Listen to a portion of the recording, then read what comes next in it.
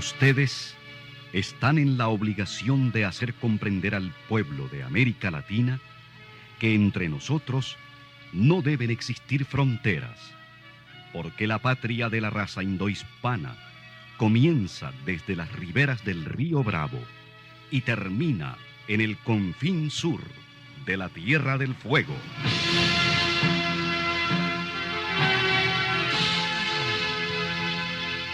Sin fronteras. Un recorrido por los campos sin límites de la información, la música, la cultura, la economía y el deporte. Los hechos y los hombres que todos los días construyen un mundo sin fronteras.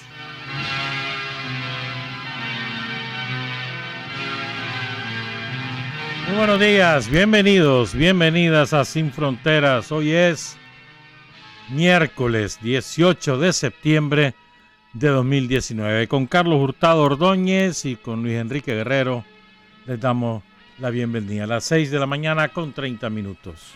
Sin Fronteras, la revista, con William Griggs Vivado, en la primerísima 91.7 y 105.3 FM. Felicidades a los leoneses, ayer se coronaron campeones del Pomare, merecida victoria. Claro, sobre todo porque no estábamos nosotros los tantos, pero bueno. ¿Vos sos tantista? No, vos sos boderista. Qué vergüenza, ¿y vos? Nada. Qué barbaridad, no, hombre, no es así. Pero bueno, felicidades a todos los leoneses. Están celebrando antes que terminara el partido. Desde Nagarote, La Paz Centro, todo eso. Lo celebraron por todo lo alto. Y lo merecen. Exitoso el largo feriado. En todo el sentido de la palabra, desde el punto de vista económico. Yo no sé cuánto dinero se habrá movido, pero por todos lados estaba lleno. Los centros turísticos, restaurantes, comidería, los viajes al interior del país fueron numerosos y nutridos. Exitoso. Habrá que ver en términos económicos cuál habrá sido el impacto, ¿sí? Y tanto que hablaron, ¿verdad? Los cosepianos y al final tuvieron que aceptarlo.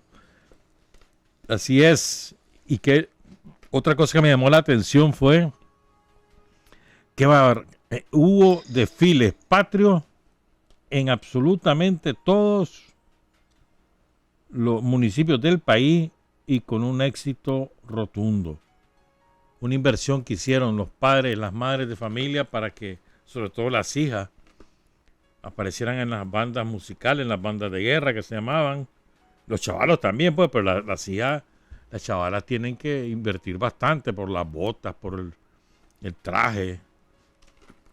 Pero por todos lados, impresionante, impresionante. Y montones de gente viendo a sus hipotes desfilar. Muy bonito. Muy bonito, tanto el 14 como el 15.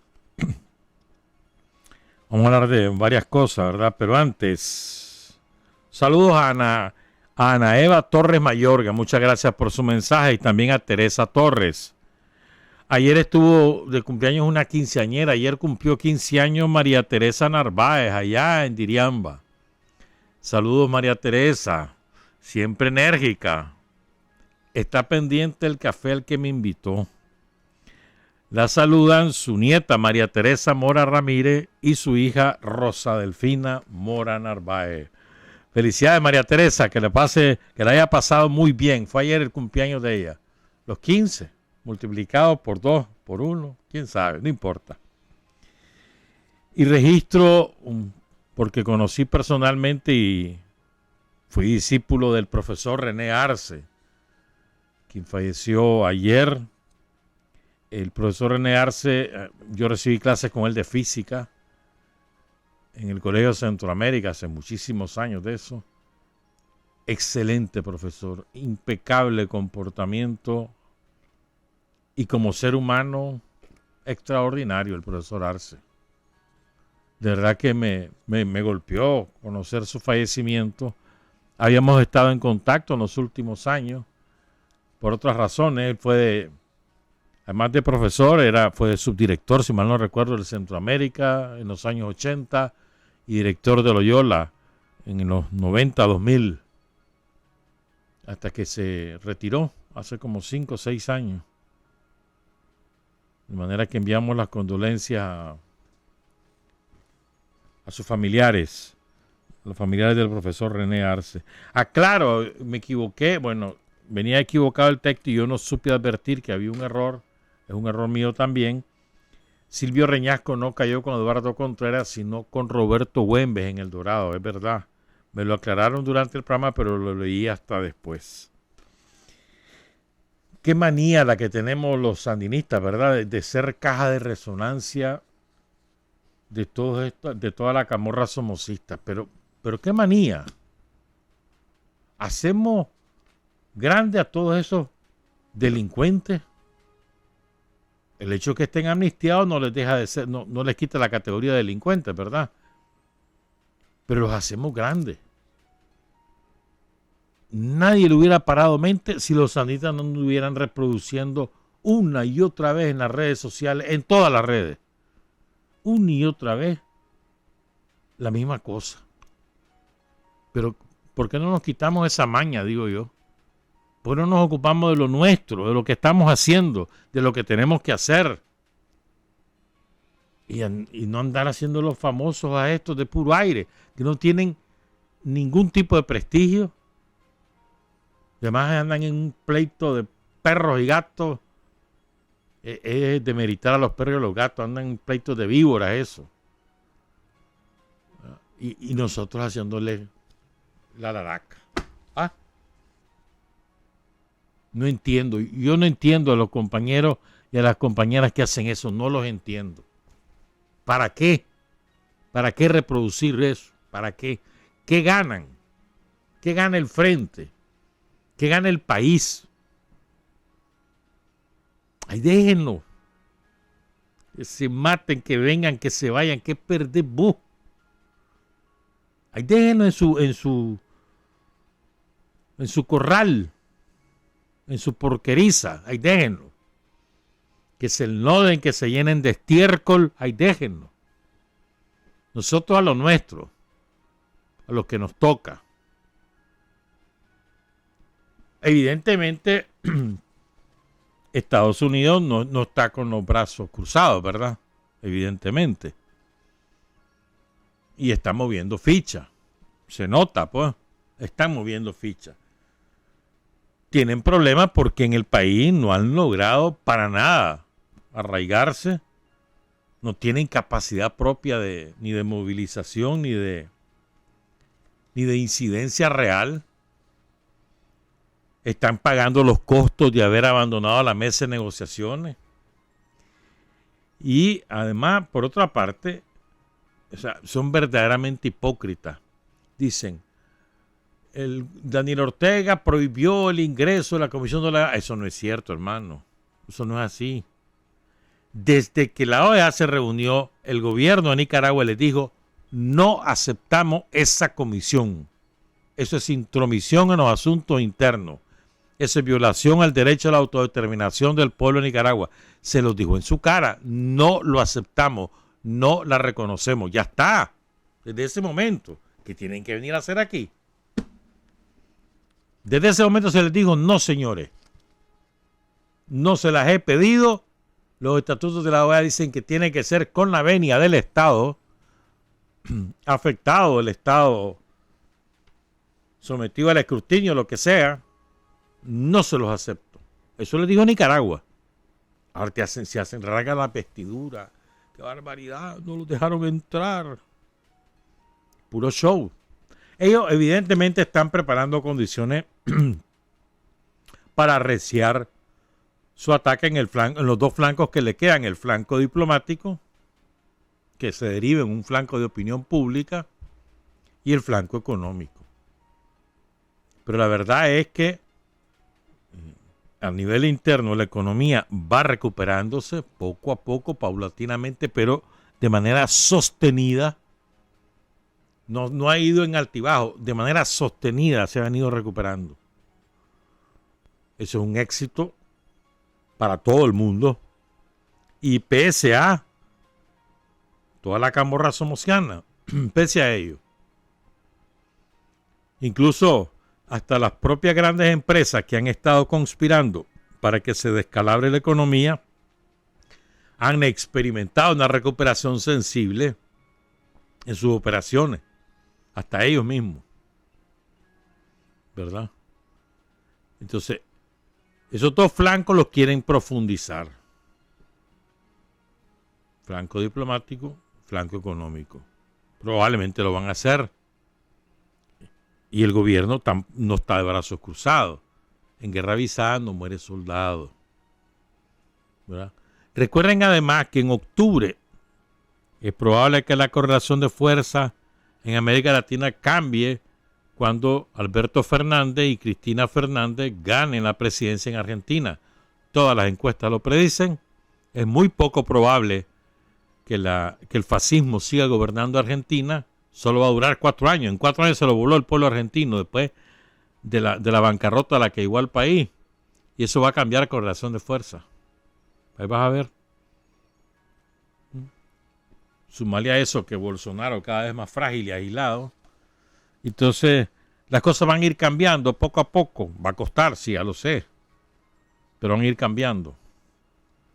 Entonces hay que seguir resistiendo y trabajando. Dejemos de ser de caja de resonancia de todos los somocistas. Hombre, ahí déjenlo. El somocismo no se volverá a instalar en Nicaragua, ténganlo seguro. Se hayan sido renovados o no, no se van a volver a instalar. Hay que sigan pegando alarido y haciendo bulla, pero no se van a instalar en el poder. No se van a instalar en el poder. Nosotros no podemos seguir siendo su caja de resonancia. De verdad que sí. Es mi opinión, pues. Yo creo que los que hacen eso se equivocan del medio al medio y contribuyen a hacerle imagen a quien no la debe tener. Que gasten ellos en su propaganda, a ver si pueden construir imagen. Déjenlo.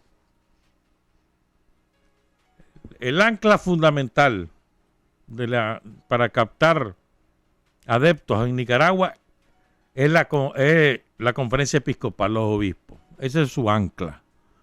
Ese es el único partido político que tienen organizado ellos. Y lo tienen a nivel de todo el país por parroquia. Tienen influencia en todas las parroquias, obviamente. Ese es el único partido político que tienen y es muy agresivo además. Muy agresivo. Pero cada vez más clara la gente de cuáles son sus intenciones políticas. Pero no hay que menospreciarlo. Hay que acompañar todo ese proceso aclarando ahí abajo. Ese suficiente trabajo que ahí tenemos. Suficiente trabajo. En lugar de estar reproduciendo que si fulano llegó o dejó de venir, o si fue hasta el lado o dejó de ir, o si salió o dejó de salir, o si estuvo reunido o dejó de estar reunido. En lugar de hacer eso, vámonos a los ejes ideológicos y políticos que ellos están manejando y destrocémoslo. Me parece que es más eficaz, que contribuye más a fortalecer la consolidación de la economía, de la estabilidad y de la paz en el país, creo yo, pues. Sugerencia. Antes de entrar a los temas históricos, porque hay bastante que hablar hoy, son las 6:47, solo quiero apuntar un detalle. Ustedes saben que hace como 4 días, domingo para amanecer lunes, si mal no recuerdo, hubo un ataque contra 2 de las principales refinerías de Arabia Saudita, que es el principal exportador de petróleo del mundo. Vamos a ver, el 5% son las exportaciones de petróleo que salen de Arabia Saudita. Entonces eso disminuyó sensiblemente la capacidad de refinar petróleo en Arabia Saudita. Pongan cuidado en esto. Fíjense bien. Eso fue sábado para domingo. Acusaron a Irán, Estados Unidos, Mike Pompeo, para ser más preciso, acusó a Irán de haber ejecutado el ataque. y anda por Arabia Saudita ahora coordinando las acciones de defensa, dicen. Bueno, ahora pongan cuidado a esto. Apenas al día siguiente del ataque se disparó el precio del petróleo en un 18% más. El mayor alza en el petróleo desde 1990. Había estado por debajo de los $60. Esos son hechos, ¿verdad? El ataque por drones, un grupo de drones, se calcula que no menos de 5 drones que atacan y paralizan ambas refinerías. Primer hecho. El segundo hecho, hay un disparo en el aumento de los precios del petróleo. Tercer hecho, Estados Unidos culpa a Irán sin tener ninguna prueba. Culpó a Irán.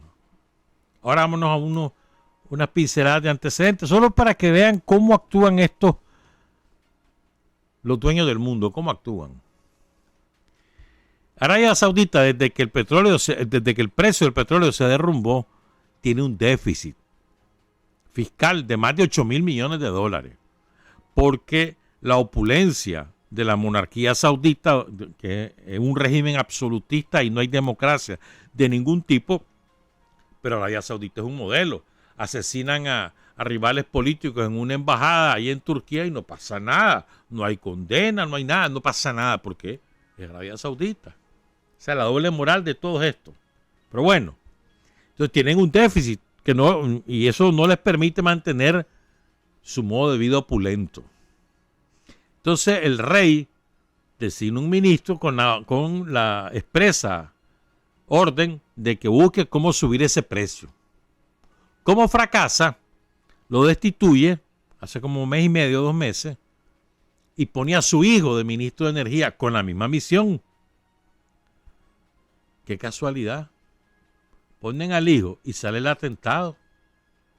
Qué casualidad. Y pum, se dispara el precio del petróleo. ¿A quién beneficia más el alza del petróleo? A los propios sauditas.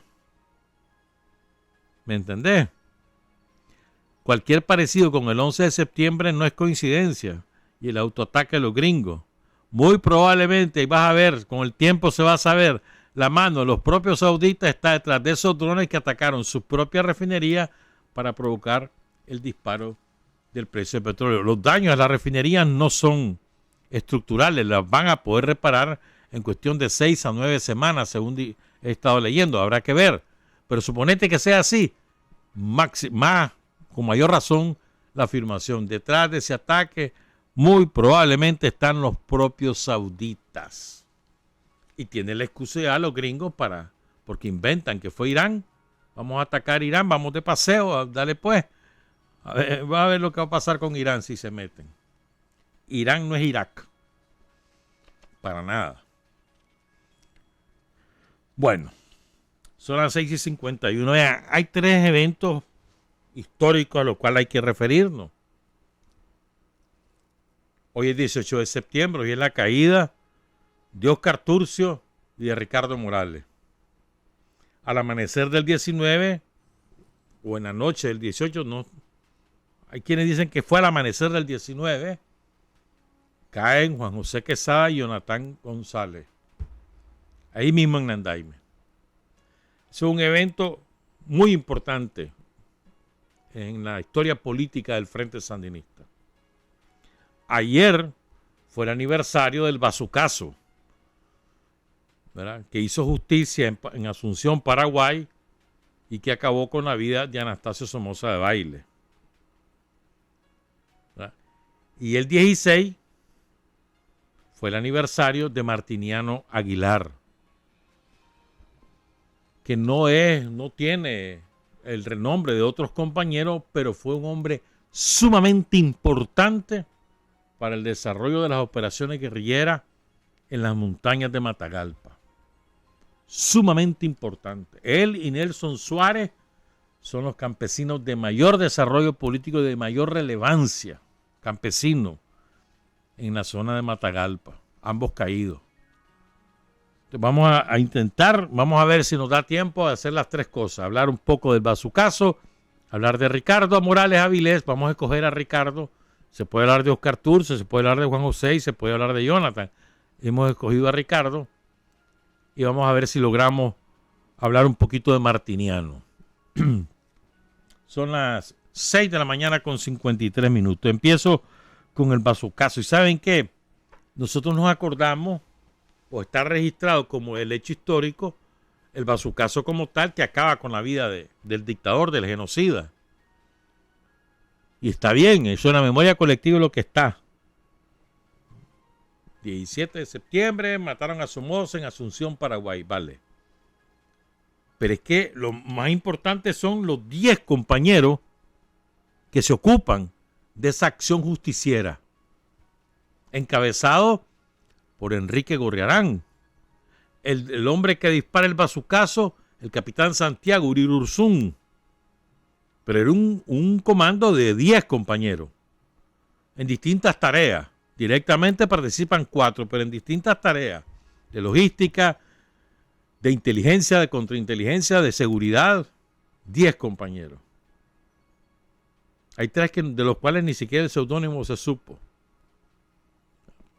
10 compañeros internacionalistas que estuvieron en la ofensiva final contra la dictadura en Nicaragua y se desplazan a Paraguay en marzo-abril del 1980 para hacer toda la tarea de operación hasta culminar con el operativo que acabara con la vida del dictador.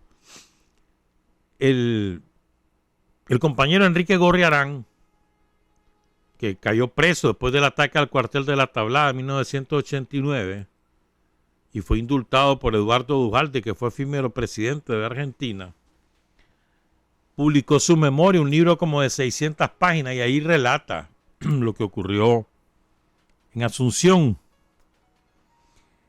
Por cierto, Enrique Gorriarán iba a venir a Nicaragua, si mal no recuerdo, en el 2005 o en el 2006, venía al aniversario, el 19 de julio, el presidente Ortega lo había invitado, él ya estaba muy enfermo, y él quería venirse a despedir de Nicaragua porque sabía que estaba en la recta final de su vida.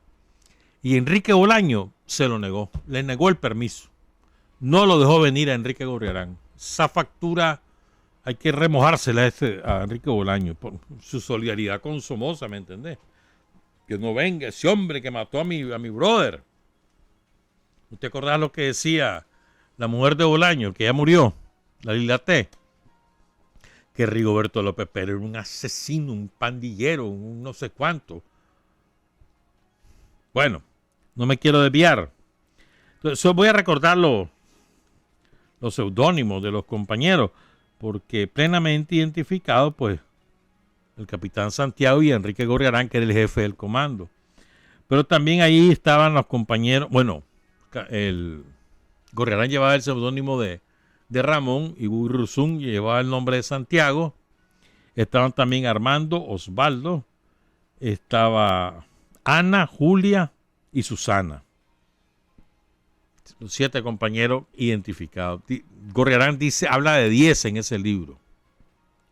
Entonces ellos pasan 6 meses conociendo el terreno, buscando dónde estaba Somoza. De manera fortuita lo logran ubicar. Él había cambiado varias veces de casa. Se compró una residencia que tenía salida a dos calles. Se había comprado una finca de 12,000 manzanas. Fíjate bien. ¿Por qué se fue Somoza a Paraguay? Porque ahí estaba un dictador que era brother de él, Alfredo Stroessner, un hombre que va más de 30 años en ese momento, llegó a estar más de 40 en el poder. Sanguinario como él. Igualito los dos. El general Stroessner. Por eso se va allá. Entonces Somoza se va a Estados Unidos porque Carter le manda a decir que no era agradable tenerlo en Estados Unidos. No es que lo corre, pero le manda a decir mejor andate de aquí. Y entonces se va para Paraguay. En Argentina, hasta la dictadura argentina, esa que asesinó más de 40,000 argentinos, incluyendo un montón de niños desaparecidos, ¿verdad? Bueno. Entonces Somoza empieza a conspirar, porque la gran parte de la oficialidad de la Guardia ya había logrado huir a Honduras primero y después a Estados Unidos, la inmensa mayoría. Y esa oficialidad estaba reorganizándose. Entonces, Somoza logra un convenio con los militares argentinos que mandan a oficiales expertos en tortura y en entrenamiento militar, los mandan a Honduras a empezar a entrenar a los contras. Esos son los contras porque, por ejemplo, matan a Georgino Andrade, los que se toman San Francisco del Norte. Por ejemplo, que Somoza estaba conspirando contra la revolución. Y ahí en ese libro, el compañero Gorriarán, él dice que la razón principal por la cual ellos ejecutan esa acción es porque Somoza estaba de jefe de la contrarrevolución, estaba conspirando y estaba avanzando. Por esa razón, explica el compañero. También había una tesis, me acuerdo, que los había contratado un millonario que estaba celoso porque Somoza le enamoraba a la mujer, y que eso es mentira. Gorriarán cuenta la verdad tal cual es en las memorias que él publicó en Argentina. Entonces el caso es que ese evento aquí en Nicaragua causó un impacto formidable. La gente, yo me acuerdo de eso, pues me acuerdo que eso fue como a las 10:30, 11 de la mañana. En aquella época no había internet, ni mucho menos telefonía celular, ¿verdad? Entonces el cable que da la información aparece como 10 minutos después de ejecutar la acción. Yo me acuerdo muy bien de eso. Yo trabajaba en la agencia de Noticias Nueva Nicaragua, me acuerdo. Y aquello fue espectacular, hermano. Mataron a Somoza, mataron a Somoza. Me acuerdo que la gente salió a las calles a celebrar.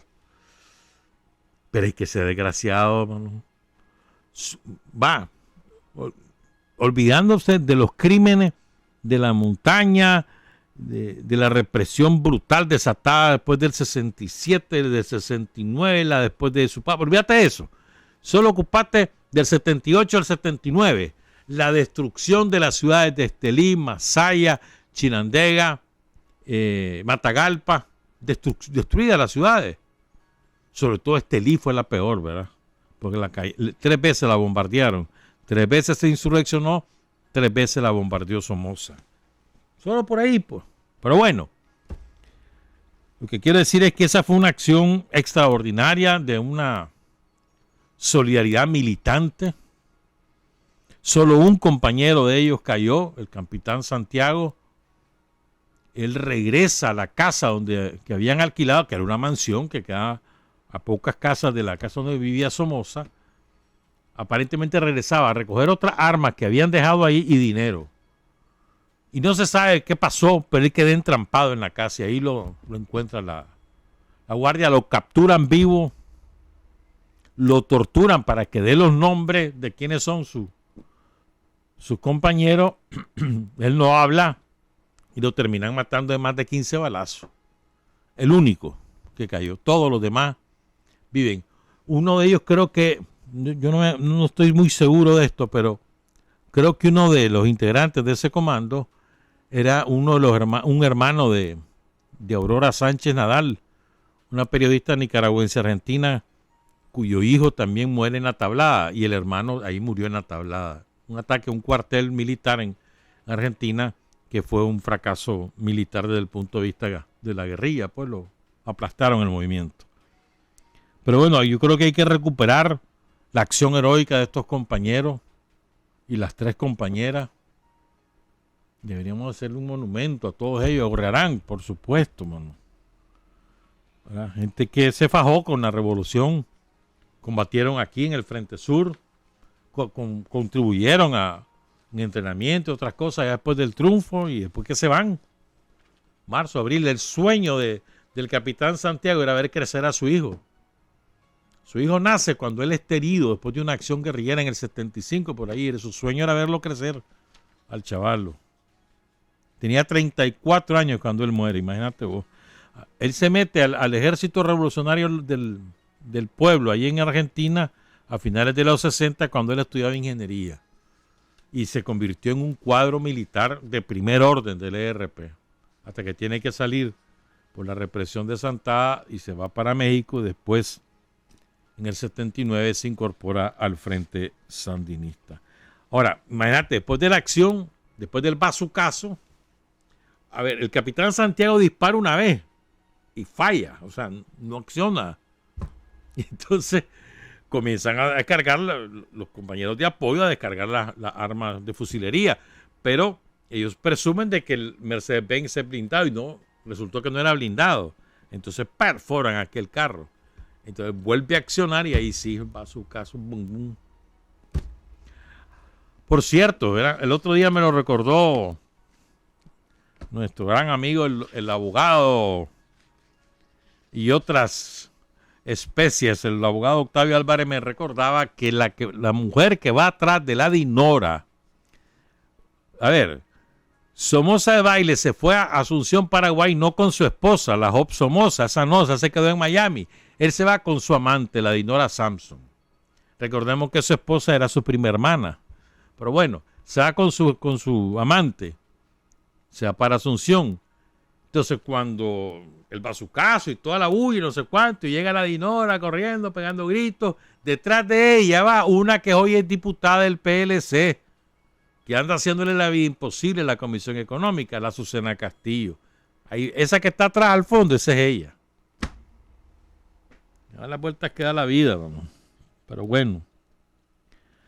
Saludos a todos los compañeros de los militantes revolucionarios argentinos y rendimos homenaje al capitán Santiago y a Enrique Gorrerán y a todo el comando que ejecutó esa acción heroica. Vamos a hacer una pausa, son las 7 de la mañana con 4 minutos. Hay hombres que luchan un día y son buenos. Hay hombres que luchan un año y son mejores. Pero hay hombres que luchan toda la vida. Esos son los imprescindibles. Son las 7 de la mañana con 9 minutos. Hubo un breve apagón, ¿no? 30 segundos, ¿sí? 3 minutos, dice un compañero por ahí. Así que yo no sé quién estará, pero bueno, tuvimos un apagón. Y recuperamos la señal ahí nomás. Bueno, es que el apagón, ¿viste el homenaje que le hicieron a Bolaño? ¿Lo supiste, no? No, 3 horas de apagón, homenaje a Bolaño. Le rindieron homenaje a Enrique Bolaño. El lunes fue, ¿no? Lunes, 3 horas, hermano. 8. Menos mal que fue en la tarde, si no hubiera habido una producción bestial después. Pero bueno. Yo creo que de los dirigentes del Frente Sandinista, las 2 personas que mejor conocen a Ricardo Morales son Doris Tijerino y Bayardo Arce. También hay otro compañero que lo conoció muy bien, que es el doctor José Paso Marciac, y una compañera que también lo conoció muy bien, Glenda Monterrey. Pero desde la talla de dirigente, creo que Bayardo y Doris son los que más oportunidad tuvieron de convivir y de conocer el pensamiento y la acción política de Ricardo Morales, con una ventaja para Bayardo, que compartían tareas de dirección en la clandestinidad y en la semiclandestinidad, mientras estaba la etapa de acumulación de fuerzas en silencio. Ricardo Morales es el intelectual más destacado del Frente Sandinista después de Carlos Fonseca. Carlos Fonseca, Ricardo Morales, en términos de intelectualidad revolucionaria, de producción, de pensamiento, de análisis crítico de la realidad, la famosa frase de Ricardo, ¿no? Hay que pensar y analizar la realidad nicaragüense como marxista y estudiar el marxismo como nicaragüenses, ¿verdad?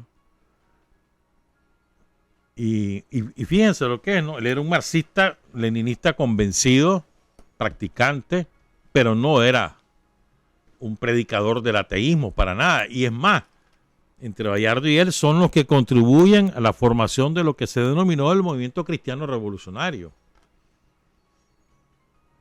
Hay una famosa charla, ya la vamos a mencionar, de Ricardo, poco antes de que él muera asesinado por la guardia en Nandaime. Poco antes había tenido una reunión con los muchachos y las muchachas del movimiento cristiano revolucionario, y ahí salieron muchos después que se integraron al Frente Sandinista, incluso a jefes guerrilleros y demás. Por ejemplo, Edgar Munguía ahí estaba. y pocos días antes él tuvo una charla muy interesante, tal vez da tiempo de citarla.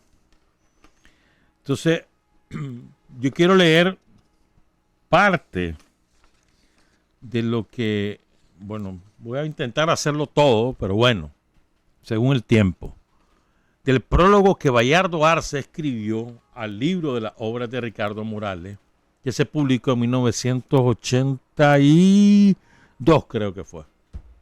Por cierto, me parece muy bien que se hagan actos recordando a los 4 héroes del andaime. Está muy bien, ¿verdad? Incluso eventos culturales y demás. Pero creo que sería mucho mejor si además de esos actos, el Frente Sandinista Nacional hiciera coloquios, foros, seminarios para estudiar, analizar, apropiarse del pensamiento de Ricardo Morales, que está vigente en gran parte de su extensión. Gran parte de su análisis crítico de la realidad, de sus valoraciones ideológicas, están vigentes. Y creo que sería muy útil y muy formador para las nuevas generaciones de sandinistas y aún para las generaciones antiguas, estudiar a Ricardo Morales. No solamente recordarlo como una efeméride y que el héroe y no sé cuánto, sino que conozcamos sus pensamientos como el de Oscar Turcio. Oscar Turcio tiene un folleto que se llama ¿Qué es un sandinista?, que es extraordinario y sigue vigente. A mí me parece que sería muy útil, pues. Los maestros reivindican a Ricardo Morales, me parece muy bien, porque se graduó de maestro en el 56, si mal no recuerdo, 58, en el 58. Se graduó de maestro, la escuela normal lleva su nombre.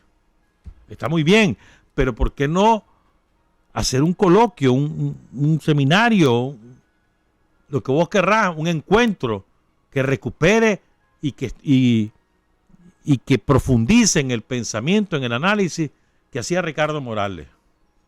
Ese es su principal legado, la consecuencia de su pensamiento y de la acción, y ese pensamiento, las dos cosas.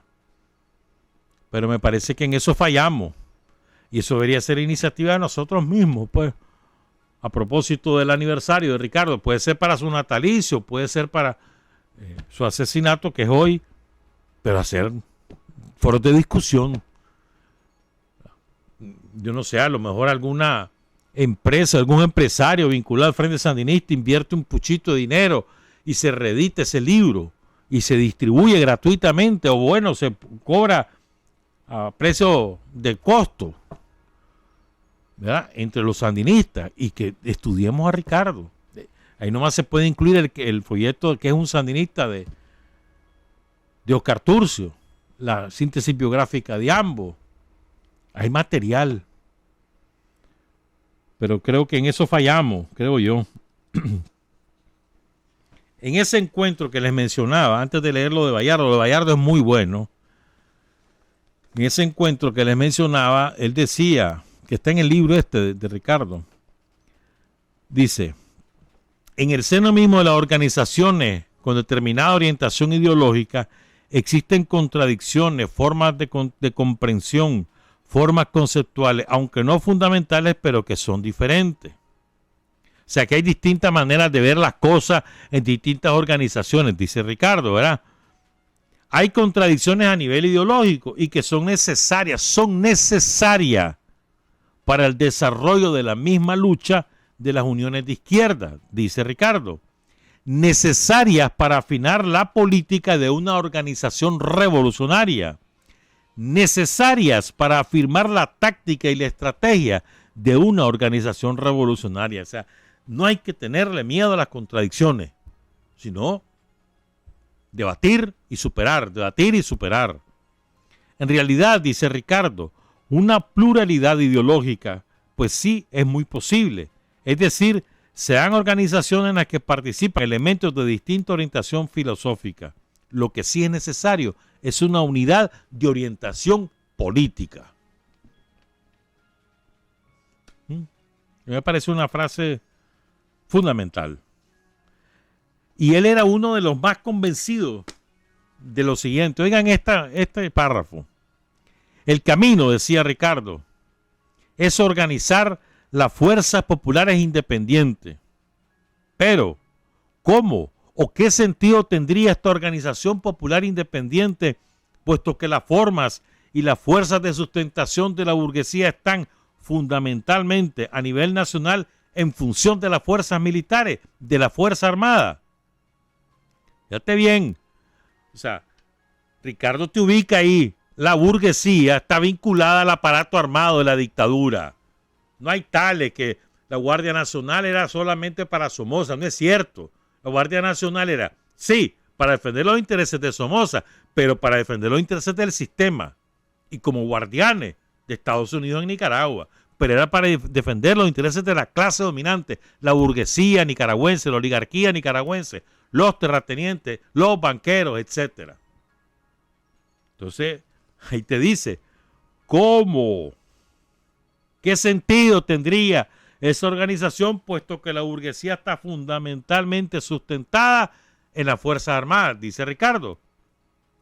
Para poder destruir esa dominación, es necesario destruir también a esa Fuerza Armada. Para destruir la dominación de la burguesía, hay que destruir su Fuerza Armada. Y para destruir esa Fuerza Armada hay que implementar un ejército popular, construir un ejército popular y desarrollar una guerra popular. Sigo con esta idea de Ricardo.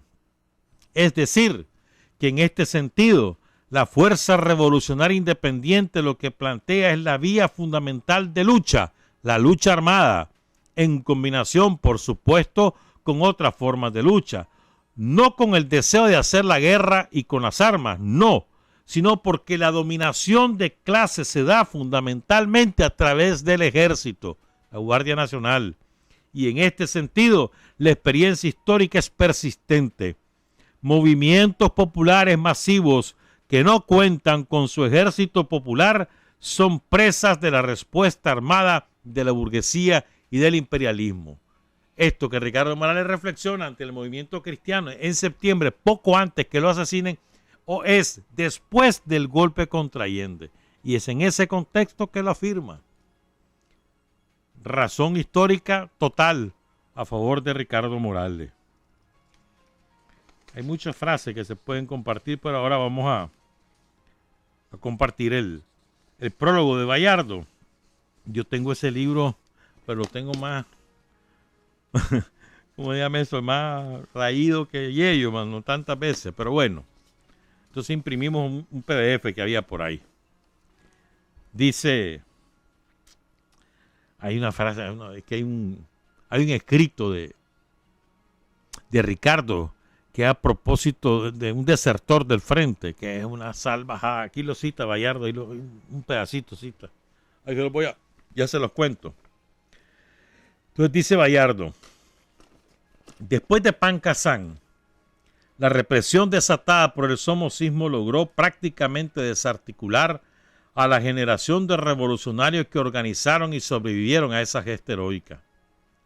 A raíz de este hecho, la fisonomía del FSLN experimenta un cambio que se expresa en nuevos métodos conspirativos de trabajo y una nueva calidad en sus enfoques, a partir de lo cual se reorganiza, nutriéndose de nuevos militantes que desde los años 69, 1970, impulsaron la continuación de la lucha armada.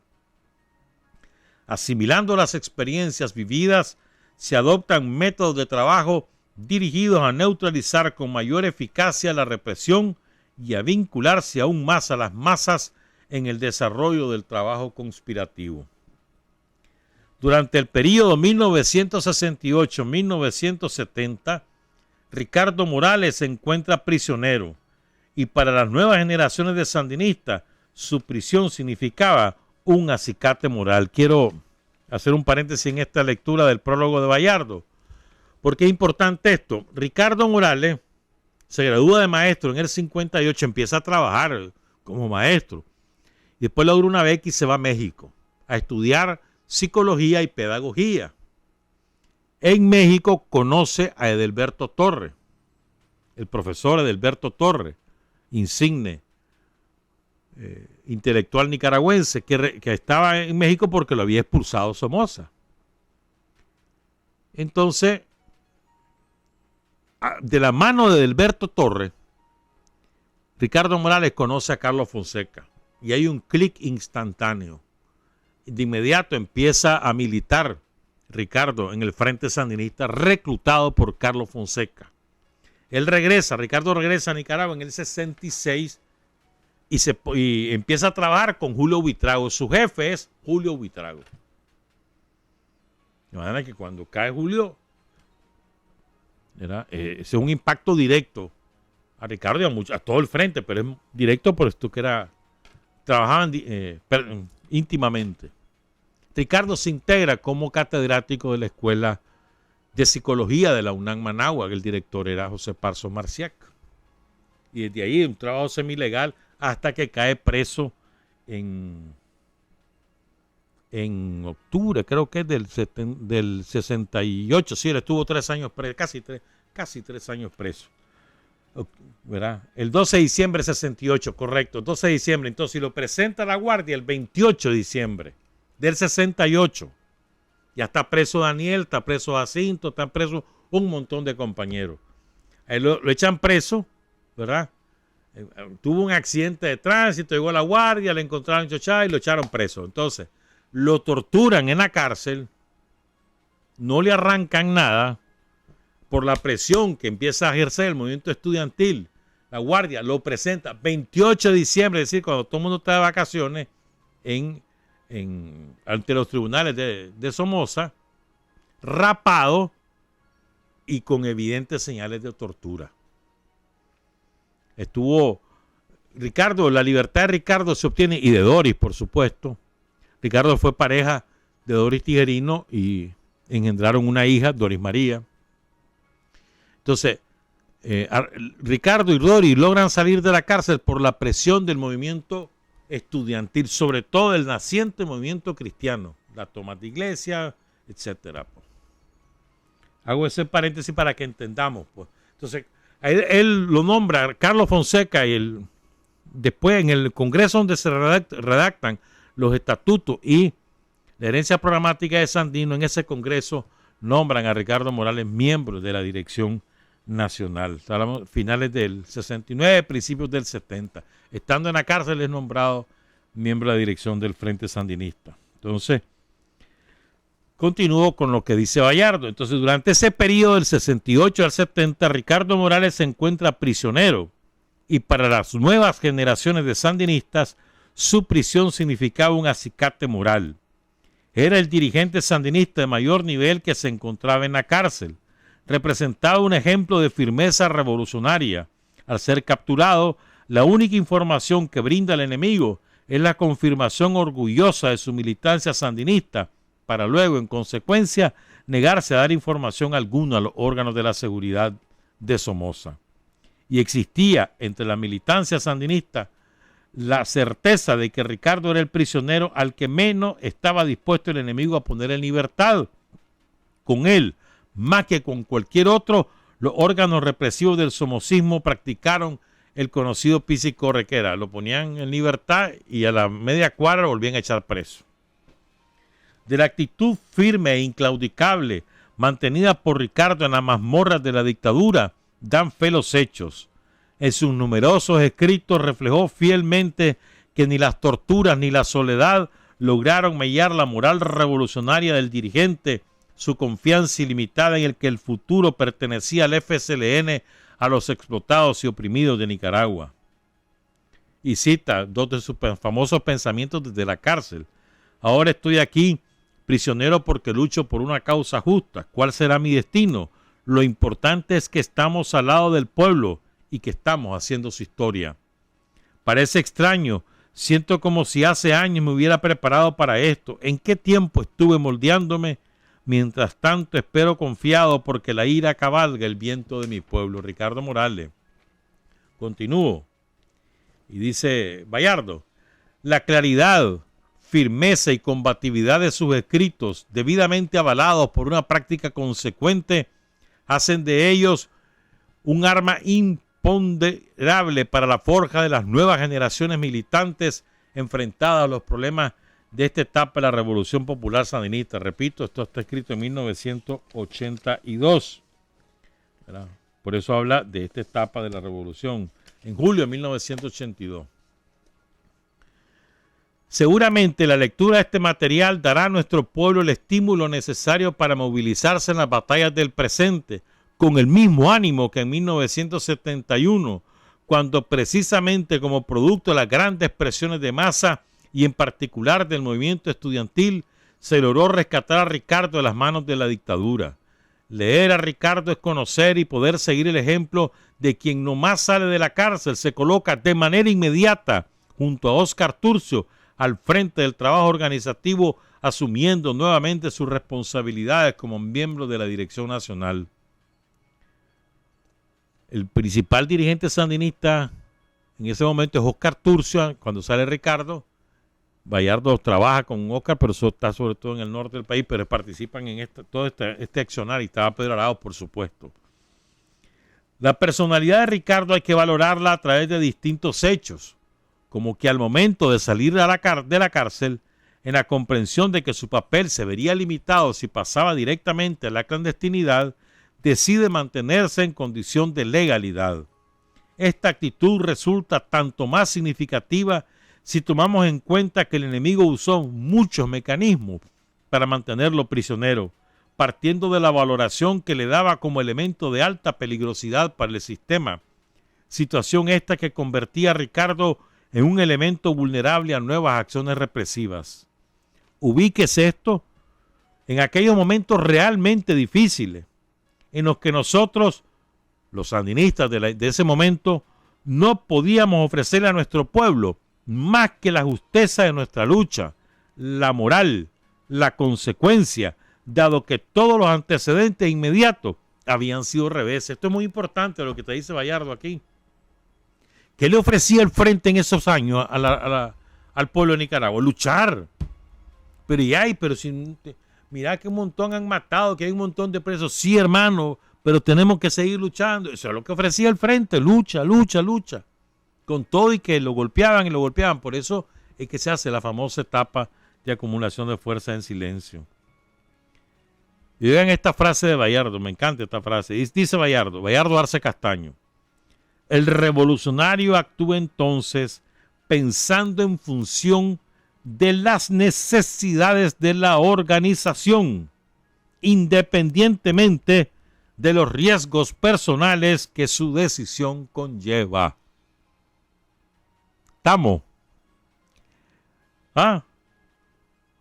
El revolucionario actúa en función de las necesidades de la organización, aun y cuando eso implique riesgos personales. Continúo. Ricardo desarrolla su trabajo dentro de un marco legal relativo. Más bien se trataba de una condición de legalidad tendiendo a la clandestinidad. No fija residencia en ningún lado, no tiene paradero fijo. Su acceso y retirada a la universidad, a la que se había reintegrado como catedrático a fin de justificar y darle cobertura a su actividad revolucionaria, las hacía tomando una serie de medidas de seguridad que impidieran o dificultaran al enemigo el control sobre su movimiento. Las difíciles condiciones en que nos desenvolvíamos por esos años determinaban que nos encontráramos con una serie de problemas, como carecer de la infraestructura económica operativa mínima necesaria. Entre otras cosas, el temor que había logrado desarrollar la Guardia en nuestro pueblo limitaba las posibilidades de contar con casas de seguridad, lo que significaba que los hombres clandestinos, sobre todo los dirigentes, se desenvolvieran inevitablemente con esa carga operativa. Es decir, no tenían carro, no tenían casa y había que hacer el trabajo. Entonces era difícil y la gente tenía miedo, nadie quería sumarse. En esas condiciones se trabajaba. En esta situación, dice Bayardo, la decisión de Ricardo de mantenerse semi-ilegal permitió potenciar más su trabajo, dado que, entre otras cosas, pudo darle mayor amplitud al desarrollo de su actividad revolucionaria. Eso le permitió incidir en la formación acelerada de una serie de compañeros, muchos de los cuales llegaron a ocupar responsabilidades dirigentes en las filas del Frente Sandinista. Por ejemplo, como le citaba Edgar Munguía, Pérez Casar, Roberto Güembe, entre otros. Pues. Y dice Bayardo, compartimos con Ricardo, o sea, Bayardo compartió con Ricardo sin dejar de ser su discípulo esa amplia labor de formación político-ideológica de una serie de militantes sandinistas que estaban destinados a fortalecer el Frente Estudiantil Revolucionario FER, a penetrar y desarrollar organizaciones obreras y vecinales o realizar otras tareas que demandaba el quehacer revolucionario en el orden conspirativo o militar. Dicha experiencia nos permitió conocer uno de los rasgos más relevantes de la personalidad de Ricardo, que lógicamente nace de su vocación revolucionaria y de su claridad acerca del papel de dirigente. Nos referimos, dice Bayardo Arce, a la constante práctica de pedagogía política que hacía. No había temática o situación que no le resultaran oportunas para transmitir criterios y enfoques políticos que ayudaban a comprender y analizar mejor los factores políticos que incidían en la lucha revolucionaria, así como a superar métodos de trabajo y la práctica revolucionaria concreta. En toda su vida militante, a Ricardo le tocó desempeñar ese papel de educador político, de forjador de las nuevas generaciones de militantes. Le tocó luchar ideológicamente contra algunas concepciones que limitaban y podían incidir negativamente en el desarrollo del trabajo revolucionario, atacar las corrientes claudicantes y de vacilación ante el enemigo. Su carta en torno a la renuncia de ese traidor, no quiero mencionar su nombre, bien podría aplicarse a fenómenos que recientemente conoció nuestro proceso. Se refiere a otra renuncia que hubo en 1981, en mayo. Allá, no importa. En esa carta, que se publicó en la prensa de la época, Ricardo dice lo siguiente, dos párrafos son. Oigan esto, a ver si no es lección para ahora. ¿Ah? Para que vean cómo la profundidad de su pensamiento tiene alcance histórico que 50 años después siguen vigentes. Solo para que tengamos una idea de la dimensión y de por qué tenemos que estudiarlo y de por qué sería oportuno que los jóvenes sandinistas, y jóvenes no solo hablo de los chavalos de 15 a 20 años, no, jóvenes de 40 para abajo, a estudiar a Ricardo, a estudiar a Carlos Fonseca, a estudiar a Oscar Turcio, a estudiar a Germán Pomares, a estudiar a Pedrauz, a estudiar a Sandino, claro que sí. Entonces decía Ricardo Morales, óiganlo, cuando un supuesto combatiente de la revolución abandona las posiciones revolucionarias para internarse inconsecuentemente en las posiciones contrarrevolucionarias, descubrimos que lo que en realidad hace es asumir el papel de defensa de la dominación de clase, de cómplice de la dominación burguesa e imperialista. Cualquier parecido con algunos que andan por ahí no es coincidencia. Dice Ricardo, condenamos enérgicamente como el pueblo condena a sus enemigos y traidores, a quienes a fin de ocultar su falta de firmeza revolucionaria, a fin de satisfacer oscuros intereses personales y dar salida a sentimientos de impotencia más oscuros todavía, toman posiciones contra la revolución y la causa del pueblo. Nuestra causa, dice Ricardo, no es nuestra causa personal, sino la causa del pueblo. Categórico, ¿no? Lapidario. Sigue Bayardo. Si por exigencia académica quisiéramos señalar en Ricardo solo una característica, hablaríamos de él como uno de los más grandes educadores políticos que tuvo el Frente Sandinista. Pero lo más importante es que ese papel de educador político ideológico no estuvo limitado a un marco estrictamente teórico, sino que estuvo siempre acompañado de una acción consecuente de práctica revolucionaria. Porque lógicamente Ricardo no estaba únicamente dedicado a la formación política de los cuadros que se movían en la legalidad. Entre otras cosas, él fue partícipe de los esfuerzos de preparación militar y de la formación de células populares. La primera escuelita militar que se da en esa etapa de la década del 70 la impartieron Ricardo Morales y Óscar Turcio, y en la misma participaron varios cuadros del Frente Sandinista, entre otros Álvaro Baltodano. De igual manera, dice Bayardo, Ricardo estuvo involucrado en el entrenamiento militar de otros militantes sandinistas, con los que se empezó a conformar lo que posteriormente llegó a ser ese gran ejército popular que derrocó a la dictadura somocista el 19 de julio de 1979.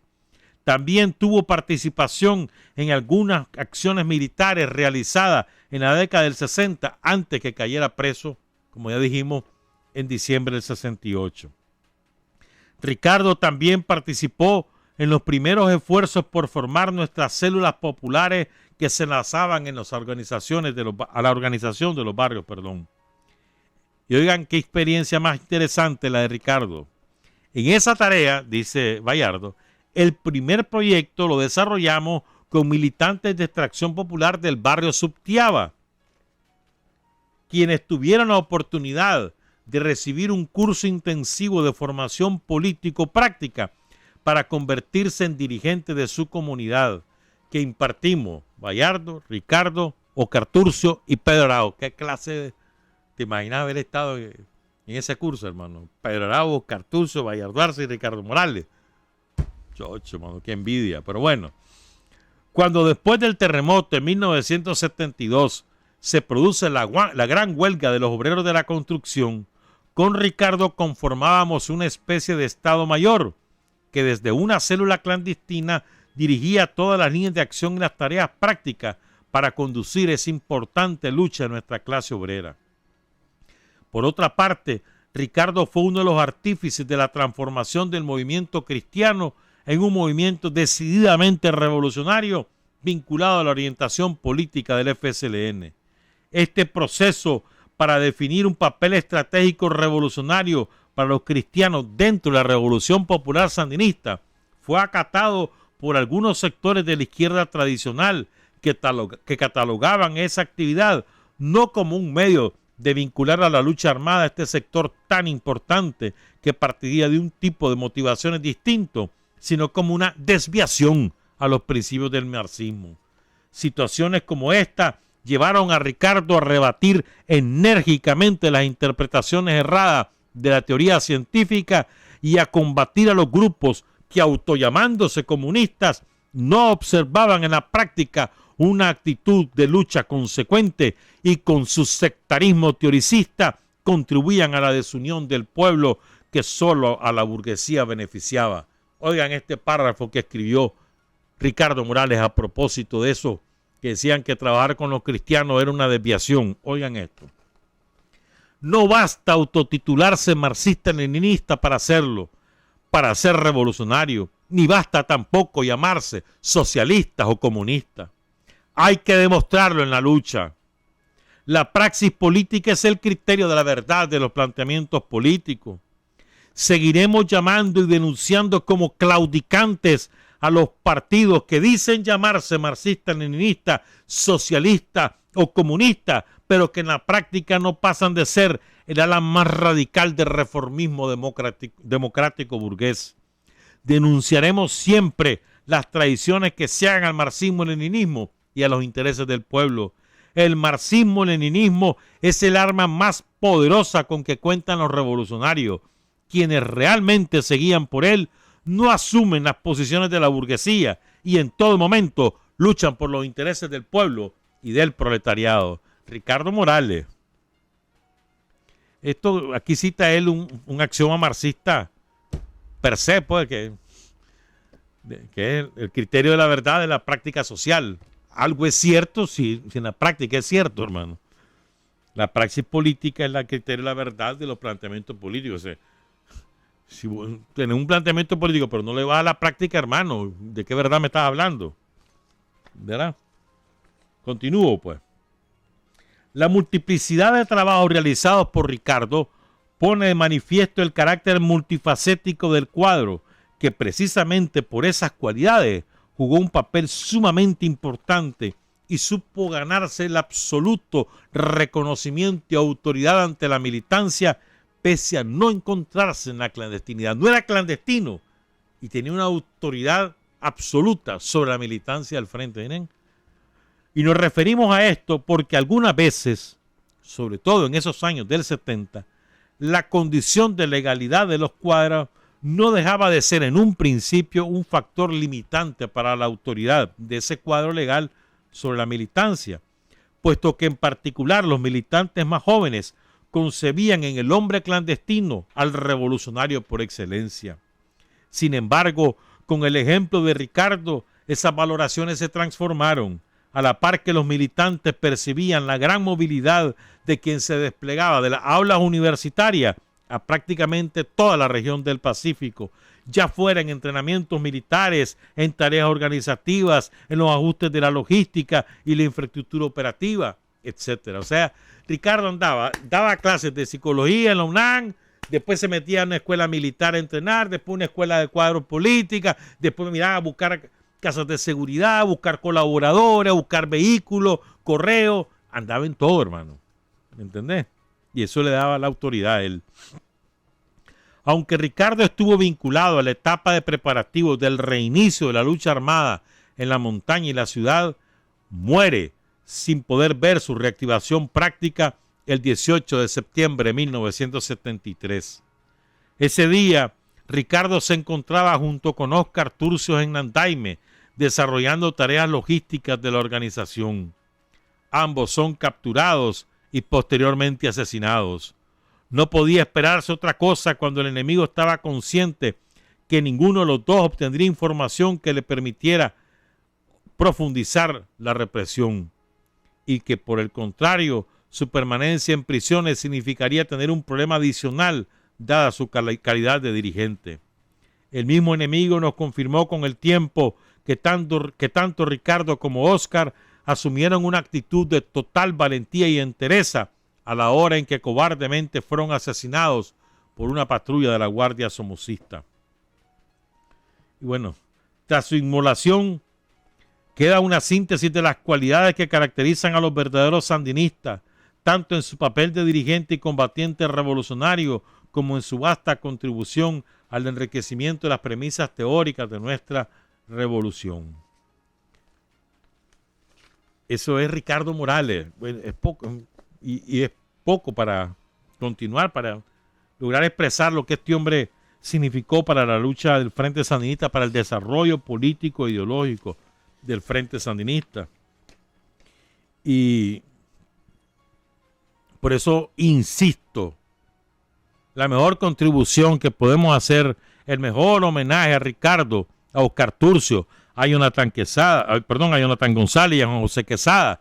El mejor homenaje es estudiar su obra y su ejemplo, su consecuencia. Juan José Quesada, que era un cuadro militar también de primer orden. Juan José Quesada no era un militante más. René Vivas habla muy bien de todo lo que fue Quesada. ¿Sabes quién fue casi testigo directo? La comandante guerrillera Leticia Herrera, porque ella había estado horas antes ahí en Nandaime, porque le tocaba estar en Granada, tenía su casa de seguridad en Granada, y ella cuenta cómo tenían un carro, bueno, no importa, pues lo contó aquí en Sin Frontera hace muchos años, bueno, 2014 fue eso, hace 5 años. Ahora, Ricardo no pudo conocer a su hija. Cuando a él lo matan en septiembre del 73, Doris está embarazada. La niña nació en abril del 74, el 11 de abril. Probablemente ni siquiera supo que estaba embarazada Doris, porque hay 4, sí, probablemente ni siquiera lo supo. Y recordemos cómo fue, van saliendo de la casa en un carro más viejo que el Pinol y con un escape ruidosísimo. Eso llama la atención, le avisan a la guardia, llega la guardia, lo registran, no sé qué, se lo llevan al comando, hacen clic de que también hay otros ahí en la misma casa por donde habían detenido a Ricardo y a Oscar Turcia, todavía no los han identificado. Van a la casa, Jonathan y Juan José. Jonathan está herido y Juan José reaccionan disparando. Está Alicia Berbis ahí, que era la compañera que servía de cobertura, hija de los famosos Berbis de Subtiaba. Y entonces se arma la balacera, matan a dos o tres guardias. Juan José se echa tuto a Jonathan, sale huyendo por los campos ahí, hasta que los detienen allá por el empalme para Granada, y ahí los matan a los dos. En una operación como de 300 guardias que les tiraron. Y entonces cuando ocurre ese tiroteo, ¡pum!, se van al comando y asesinan a Ricardo y a Oscar Turcio. Dicen ahí que hay distintas versiones, que Somoza estaba enfurecido porque los habían matado porque les podían dar mucha información, que ni siquiera sabían quiénes habían matado, porque dice que los guardias no tienen idea exacta de quiénes eran. Parece que uno de la seguridad sí lo identificó a Ricardo porque había estado preso, pero que no está muy claro. Pues, la verdad es que es muy confuso eso. He oído muchas versiones, pues, sobre qué fue lo que ocurrió y por qué es que finalmente lo asesinan. Voy a cerrar, no nos va a dar tiempo de hablar de Martiniano, lo haremos el viernes. Voy a cerrar con algunas frases de Ricardo. Dice Ricardo: ¿de qué libertad nos hablan estos heraldos de la burguesía? Se refiere a los que trabajaban en aquella época en la prensa. ¿Acaso de esa libertad que nos atribuyen idealmente a cada uno de nosotros y que la experiencia concreta de cada día niega, en el hambre de los niños, en el salario de los trabajadores, en la incultura, el desempleo y el analfabetismo, en la opresión de la clase burguesa? O sea, dice Ricardo, ¿no? ¿De qué libertad me estás hablando? De esa que decís que tengo y ahí está la gente muriéndose de hambre. ¿De esa me estás hablando?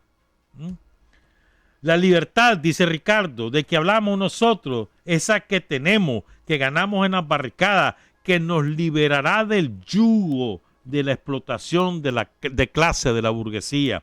Libertad socialista es de la que hablamos. Cuando los socialcristianos hablan de socialismo o de sociedad comunitaria, no puedo dejar de recordar lo que pensaba Marx de Proudhon. Pretende reconstruir la sociedad sobre una sombra embellecida de esa misma sociedad. Lo que nos pasó aquí con el neoliberalismo, igualito. Somosismo sin Somoza. Bueno, igual. No solo se trata de una lucha antisomocista, sino de una lucha antiburguesa y antiimperialista por una sociedad en que el poder se halla en manos de los obreros y de los campesinos pobres. Dije una vez que solo creo en el trabajo y en la razón del hombre, es decir, en su capacidad para comprender y transformar el mundo, pero no soy ateo, es decir, seguidor de una doctrina teórica llamada ateísmo. Me identifico con el marxismo, y esto no es un ateísmo porque no es una doctrina religiosa. El marxismo no es una religión. El marxismo, como teoría científica, combate teóricamente toda pretensión teórica de la religión como arma de lucha ideológica y política. Y todo esto en el conjunto y en el proceso de la lucha de clase. Nuestra lucha no puede entenderse como revanchismo. Luchar no significa matar a las personas. Luchar de manera revolucionaria significa matar las clases opresoras, matar, destruir los medios, los instrumentos, los elementos de dominio de la clase dominante. No se trata de revancha. No se puede entender así la lucha revolucionaria. La lucha revolucionaria es liberadora, no revanchista. Buenos días, buenas tardes, buenas noches. Trabajar, avanzar, combatir y vencer. Patria y libertad. Revolución es sentido del momento histórico. Es cambiar todo lo que debe ser cambiado. Es igualdad y libertad plenas. Es ser tratado y tratar a los demás como seres humanos. Es emanciparnos por nosotros mismos y con nuestros propios esfuerzos. Es desafiar poderosas fuerzas dominantes dentro y fuera del ámbito social y nacional. Es defender valores en los que se cree al precio de cualquier sacrificio. Es modestia, desinterés, altruismo, solidaridad y heroísmo. Es no mentir jamás ni violar principios éticos. Es convicción profunda de que no existe fuerza en el mundo capaz de aplastar la fuerza de la verdad y las ideas. Revolución es unidad, es independencia, es luchar por nuestro sueño de justicia para Cuba y para el mundo, que es la base de nuestro patriotismo, nuestro socialismo y nuestro internacionalismo.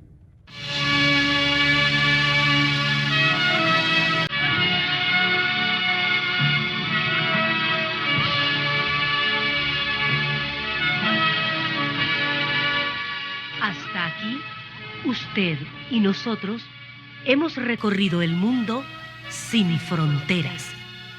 Los hechos que los hombres producen, transformando su realidad. Desde aquí, Nicaragua, tierra